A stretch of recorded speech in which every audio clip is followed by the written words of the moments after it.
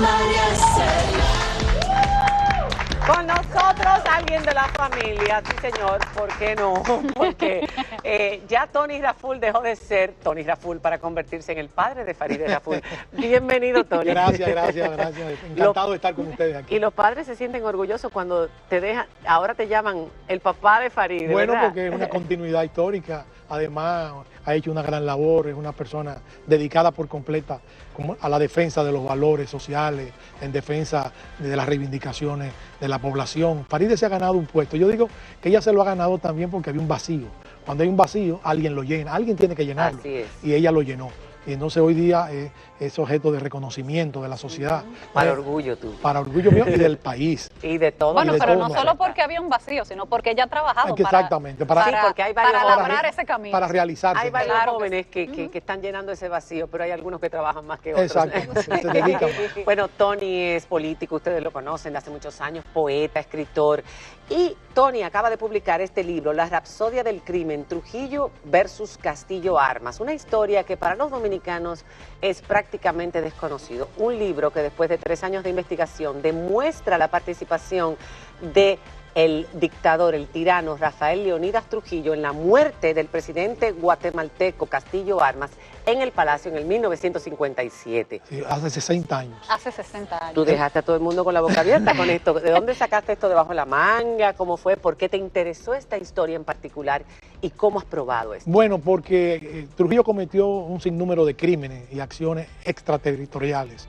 Trujillo incluso atentó contra la vida de Rómulo Betancourt, estuvo al punto de matarlo. sí. Trujillo secuestró a Galíndez en plena ciudad de Nueva York, violando las leyes federales de Estados Unidos, lo trajo a Santo Domingo o a Ciudad Trujillo y lo mató. Y así mató a un numeroso exilado, opositores. En el caso de, y se sabía que era Trujillo, en el caso de Castillo Armas, que era presidente de Guatemala, nunca se estableció con claridad que Trujillo había sido el autor de la muerte. Se decía. Para los guatemaltecos, ¿quién? Ellos manejaban varias hipótesis. Una de ellas era que posiblemente era Trujillo, pero no se había documentado el expediente acusatorio. Entonces yo me sentí obligado, además, estaba de visita en Guatemala de manera permanente, en mi condición de miembro del Parlamento Centroamericano. Que hay que decirlo, presidente del Parlacén ahora. Pero para todo el que desconoce la historia, ¿cómo murió Castillo Armas? Bien, lo primero es que Castillo Armas encabezó una rebelión contra el gobierno constitucional de Jacobo Arbenz y lo derrocó en 1954. Era militar. Era militar. Para derrocarlo, contó con el apoyo de la Agencia Central de Inteligencia Norteamericana en ese momento, de Trujillo, oigan la contradicción, de Trujillo y de Somoza, del viejo Somoza, Tacho de Somoza, Nicaragua. no de Tachito, sino de Tacho, que todavía estaba vivo. Entonces ellos lo ayudaron económicamente a derrocar y militarmente. A Trujillo incluso le incautaron una goleta, que así se llamaba, una embarcación llena de armamento que le enviaba a la contrarrevolución que encabezaba Castillo Armas. Entonces cuando triunfa el movimiento liberacionista porque el partido de Castillo Armas se llamaba Partido de Liberación Nacional.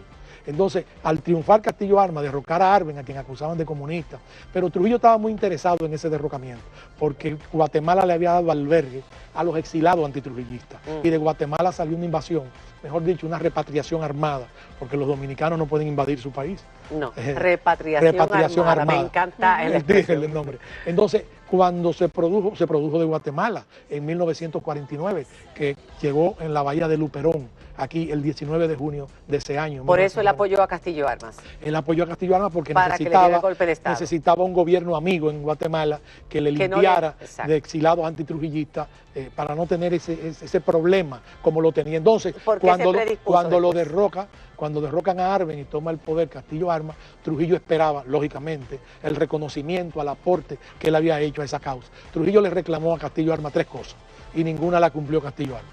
La primera, que le entregara un grupo de dominicanos que Castillo Armas había apresado, que eran enemigos a muerte de Trujillo, entre ellos un héroe legendario de la lucha antitrujillista, que era el general Ramírez Alcántara, cuya familia fue diezmada aquí en San Juan de la Maguana por Trujillo. Ramírez Alcántara había participado en varias tentativas para derrocar a Trujillo, un enemigo de Trujillo muy fuerte. Entonces él exigió, lo habían apresado a Ramírez Alcántara, él exigió que se lo devolvieran, que lo trajera para acá. Sí, exactamente, que lo deportara para acá conjuntamente con otro dominicano.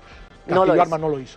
Él le exigió o le pidió que lo condecorara con la orden del Quetzal, que es la orden más alta. Él quería agregarle chapas su pecho al uniforme. Su pecho estaba lleno de medallas, pero nunca estaba satisfecho. Sí, esa megalomanía. Megalomanía de Trujillo. Uno de los participantes, que voy a hablar inmediatamente de eso en el coloquio ayer, decía que no fue, y lo afirmaba yo también, que no fue una causa política realmente el asesinato de Castillo Armas, sino que el narcisismo herido de Trujillo provocó no lo condecoró. ¿Y cuál era la tercera exigencia? No lo condecoró. Y la tercera exigencia que le hacía era un recibimiento en Guatemala con el carro descapotado por las calles, entre multitudes, como se lo hizo Franco. Sí, para él ponerse su bicornio y todas además, sus cosas, ese reconocimiento. Sí, le encantaba disfrazarse. Ese reconocimiento para él era muy importante, porque él se definía en ese momento como el primer anticomunista de América y necesitaba ese reconocimiento para frente a Estados Unidos. Y por esas tres razones. Esas tres razones se fueron acumulando. Entonces a eso se agregó algunos pronunciamientos indiscretos que dijo el presidente Castillo Armas sobre Trujillo y que le fueron comunicados a Trujillo. Entre ellos, que yo los relato en el libro, con el registro, en una recepción diplomática ante un diplomático cubano, se refirió a Trujillo como un dictador obsoleto, que ya no... Y eso le llegó a Trujillo. No, imagínese, porque el diplomático cubano era muy amigo del cónsul dominicano en La Habana, que era el siniestro Félix W. Bernardino, un personaje de triste reconocimiento. ¿Cómo entra? Y el mensaje vino inmediatamente. Entonces Trujillo tenía a Johnny Aves en México. Eso, ¿cómo entra Johnny Aves en esta historia? Tenía Johnny Aves en México, que por cierto... Que no lo hemos mencionado. Él es el brazo ejecutor. El brazo ejecutor. Johnny Aves, que era el jefe del CIN. El que sería después jefe del CIN. El que todavía no lo era. No lo era. No, era agregado militar en México. ¿En qué año estamos 1956. 56, él viene a ser jefe del CIN, lógicamente por el éxito de la operación contra Castillo Armas. Un escritor decía que la muerte de Castillo Armas había legitimado su ascenso a la confianza absoluta de Trujillo. ¿Cómo lo hizo? Lo hizo de la siguiente manera: Trujillo lo traslada de México a Guatemala, o sea, como agregado militar entonces en Guatemala, con una misión: que inmediatamente llegara a Guatemala hiciera un levantamiento, una especie de encuesta de cómo estaba la popularidad de Castillo Armas. Segundo, que hiciera contacto con una ala del ejército, o sea, un sector del ejército que estaba descontento con Castillo, que estaba descontento porque en ese sector habían dos jefes militares a quienes Castillo Armas le había prometido apoyarlo como candidato presidencial y él lo había traicionado y estaba aspirando a la reelección presidencial. O sea, le había creado la semilla del disgusto. Entonces, Johnny Aves, esos fueron los dos mensajes directos de Trujillo. Inmediatamente él llegó, hizo las dos cosas. Dio un informe que la popularidad de Castillo Armas estaba en el suelo, o sea que sería factible un atentado, y que había hecho contacto con un sector militar que nada más y nada menos lo encabezaba el jefe de seguridad de Castillo Armas, que era el coronel Trinidad Oliva, Enrique Trinidad Oliva. Entonces no solamente se asoció a ellos, sino que empezó toda una trama, confundió a Castillo Armas. Está muy bien descrito en el libro, porque esta es una investigación minuciosa, estricta, o sea que hay pruebas fehacientes. Tangible, comprobada, concreta. La muerte fue en el Palacio. La muerte fue en el Palacio esa noche. Estoy tratando de sintetizar, no lo voy a decir todo porque no van a comprar el libro. Claro que no. Entonces, la muerte fue en Palacio la noche del 26 de julio de 1957, hace 60 años. Castillo Armas se quedó en el Palacio esa noche y salió a las 9 de la noche de su despacho con la esposa a cenar en el comedor del palacio. Lo llamaron para ir a cenar. Cuando él sale del despacho, encuentra que todas las luces están semioscuras del palacio y encuentra algo más terrorífico. No encuentra la escolta militar. Se encuentra sospechoso eso, pero decide como quiera con la esposa ir por los pasillos hacia el comedor. En ese camino se encuentra con un soldado, el único soldado que había en todo el recinto del palacio. Algo imposible de uno entenderlo. Claro. El soldado le hizo el saludo militar y cuando él cruzó, lo mata. Y le pegó un tiro. Lo mata. Inmediatamente el soldado lo mata, el soldado sale corriendo porque le habían prometido ayuda, protección, el grupo militar, y precisamente va a la oficina del coronel Trinidad Oliva, que era parte del plan. Le tenían cerradas las puertas, porque el segundo plan era matarlo también a él. Claro, para cerrar el círculo. Y lo matan. El chivo expiatorio. Hay un personaje importante para cerrar con un dato bastante sorprendente, o quizás no tanto.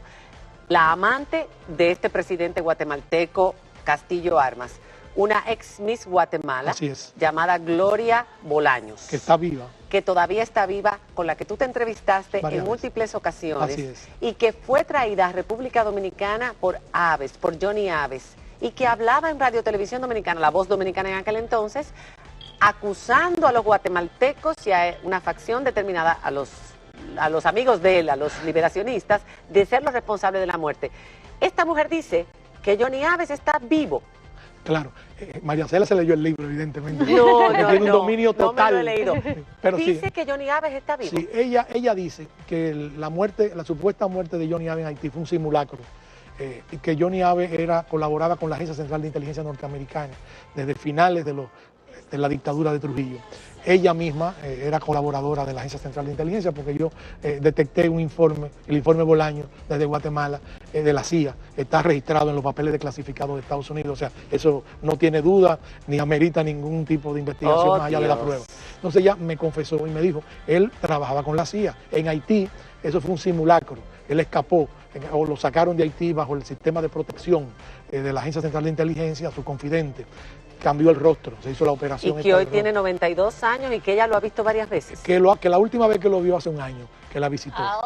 Dice ella, yo le dije a ella que eso entraba en contradicción con la otra versión que conocemos de que Johnny había sido muerto en Haití con la familia. Exactamente. Yo lo que hago es que presento las dos versiones en el libro y no descarto nada. Vamos a ver qué pruebas tenemos de la muerte de Johnny Aves, porque supuestamente fueron quemados todos los miembros de la familia, la casa se incendió. La única prueba, la prueba más concreta sobre la supuesta muerte de Johnny la da el presidente Balaguer cuando en un informe que le manda el cónsul dominicano en Puerto Príncipe, apellido Mendieta, en ese informe el señor Mendieta, que era enemigo de Johnny Aves, relata los últimos momentos de Johnny Aves, cómo lo matan en Haití. Es el único informe que se conoce. No hay ninguna otra prueba. No hay prueba científica, no hay prueba porque dictadura, no hay nada, no apareció nada. Apareció un carro quemado que lo presentaron. Yo me imagino que esto ha generado mucho interés en Guatemala también. Entonces. En Guatemala, bueno, en este momento yo acabo de recibir en la prensa guatemalteca hay numerosas informaciones señalando la aparición de este libro. Y el día 22 lo pongo en circulación en Guatemala, delante del cuerpo diplomático, de autoridades de Guatemala, de ejecutivos de Guatemala, de medios de comunicación. O sea, hay un gran interés que se ha desarrollado. Este libro fue editado por la prestigiosa editora mexicana Grijalbo. Grijalbo. La editorial Grijalbo. Sí, y es un libro que yo exhorto a los amigos televidentes a que lo adquieran. Está de venta en Cuesta, en la librería Cuesta. Importantísimo aporte para la historia dominicana, un dato desconocido para nosotros los dominicanos, aunque no totalmente insospechado, porque si él fue capaz de hacer un intento de asesinato ya de un presidente en Venezuela, podía haberlo hecho con cualquier otro presidente. Así era el dictador Trujillo. Mató a Castillo Armas, según Tony Raful. Aquí está la investigación y otro dato más interesante para mí todavía aún, que Johnny Aves sigue vivo. Lo de Johnny despierta la imaginación. Pudiera. A los 92 años, y yo no lo dudo, porque así trabaja la CIA. Trabajaba más así antes que hoy día, pero todavía. Bueno, muchísimas gracias. Vamos a hacer un brindis por el libro. Por el nuevo presidente del Parlacén. Lo vamos a hacer por el nuevo presidente del Parlacén. Eso es un honor. Un placer. Tenerlo a usted aquí. Gracias. El Parlacén, explíquelo así en 2 segundos para que el público dominicano sepa de qué se trata. El Parlamento Centroamericano es la instancia política de los acuerdos centroamericanos de paz que se firmaron en 1991, que pusieron fin a la guerra en toda la franja centroamericana. Fuimos elegidos por 120 diputados que integran el Parlamento, 6 estados. O sea, yo soy el presidente o el representante de los 6 estados que conforman el Parlamento Centroamericano, entre ellos, por supuesto, la República Dominicana. Un logro tremendo para ti. Gracias. Pero te voy a decir